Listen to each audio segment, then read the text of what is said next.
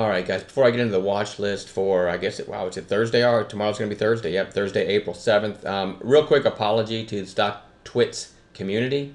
I got an email from Stock Twits support pretty much chewing me out for posting after the fact results. In other words, posting gains from calls today that I didn't post in real time on Stock Twits, which is 100% a rule that we're adamant about in our own chat room. It's not allowed. I mean, you can't be in there posting gains in something if you didn't give everybody your entry in real time. And that's probably the #1 rule in my chat room. So now I'm the, can I say asshole in a video? I'm the asshole because I was doing that on Stock Twits. Didn't realize it was a rule, but I completely understand the merit behind that.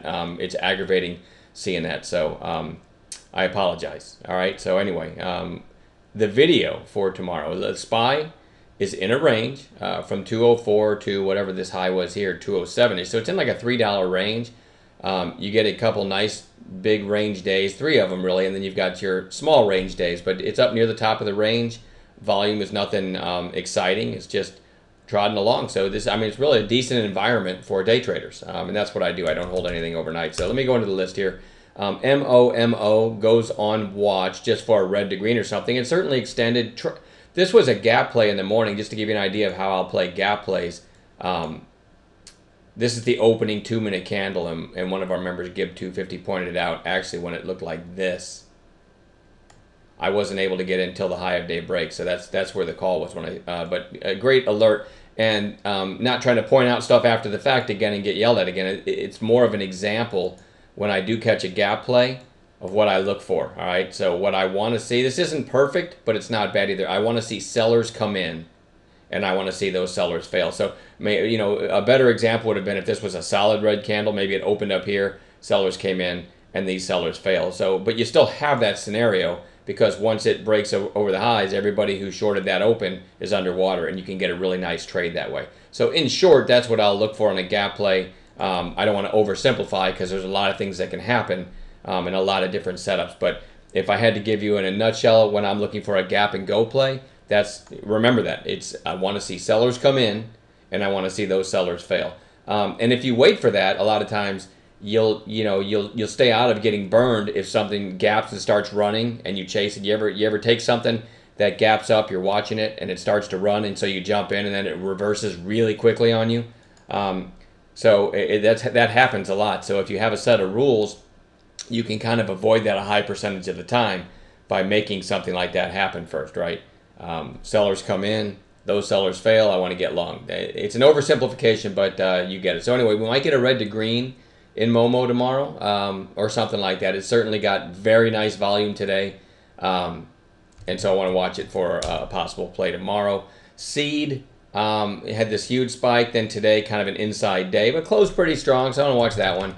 TERP was on the watch list yesterday. No trades today, but you can see it's kind of after this pop right here, it's kind of flagging. So I kind of like it over today's high, 978. Keep in mind, when I give a potential price, I don't know if the market's going to open tomorrow and gap down or gap way up. So this 978 number, every once in a while someone will email me or post a message on StockTwits or Twitter and say, hey, you said this was your entry price. You're a loser, because maybe it hit that price and then didn't go any further. But it might have run 50 cents to get to that price. All right, in which case in the chat room, we're not taking it. And I'll still get emails from people like that. So everything I do depends on what the look is intraday and also what the overall market's doing. So, but a potential catalyst would be a break of today's high, 978. Looking to the left, you've got 992 as the most recent high. So if this gets to 978, it might push through 972 and break out. All right, so that's kind of my thinking there. SKYS, let me pan out a little bit. Crazy low float mover, right? And now you've got a couple red days. I actually want one more red day down. I'd like to see it get close to the 20-day. But sometimes when these things get to moving, sellers come in and they can quickly move back up. So I think it's time to start watching this one for a bounce back up, but I'd like to see another red day. CANF. Now this doesn't really meet my parameters for one reason.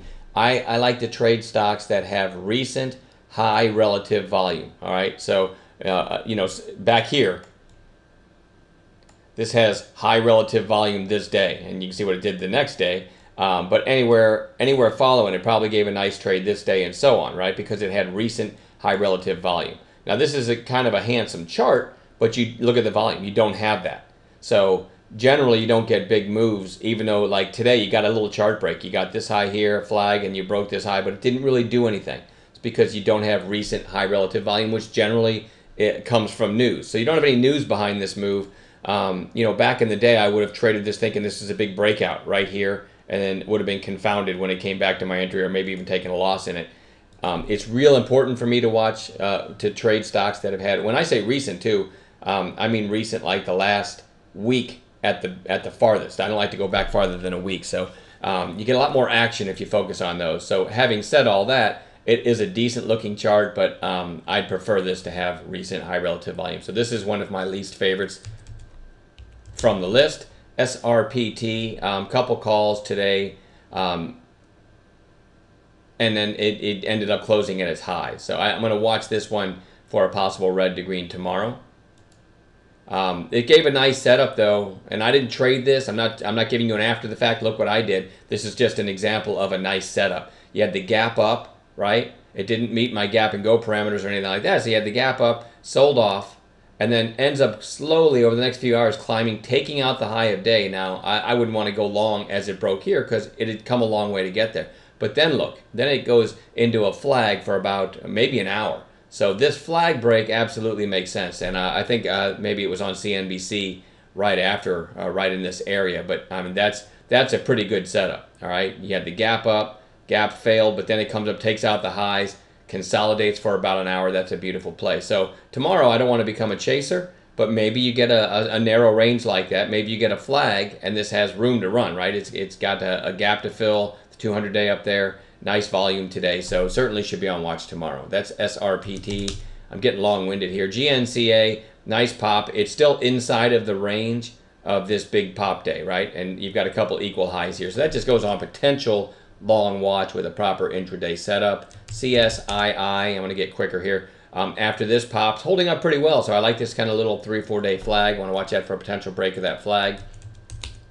CDRB, this is a little weird, and I don't love this, but it made a move from $2 to over 7 over the course of about a week and a half. And now you're 4 days lower. I don't like the fact that you had this big volume on reversal day. I didn't really realize that when I was putting together my list, which makes me like it even less. But anyway, watch this one for a potential bounce. Again, one of my least favorites probably from the list. But STXS, no trades in this today, but you've got a high, lower high still. It's getting tighter, more and more narrow. I do like it.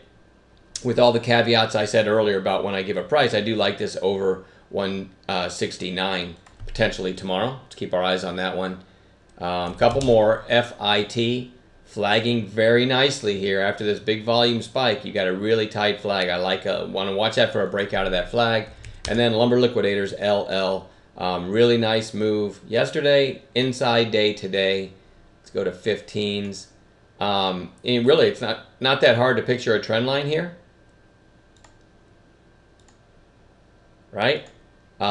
So this is coiling, and it's kind of like an ascending triangle. So I kind of like this up over, I'd say I'd like it to break 1440, and then you've got a potential retest of 15 and maybe a break through that. So that's my whole list. It's actually more than I'm comfortable watching because there's been plenty of gappers to play as well in the morning. So we'll leave it at that, and we'll add some gappers in the pre-market tomorrow. Have a great night, and we'll talk to you tomorrow.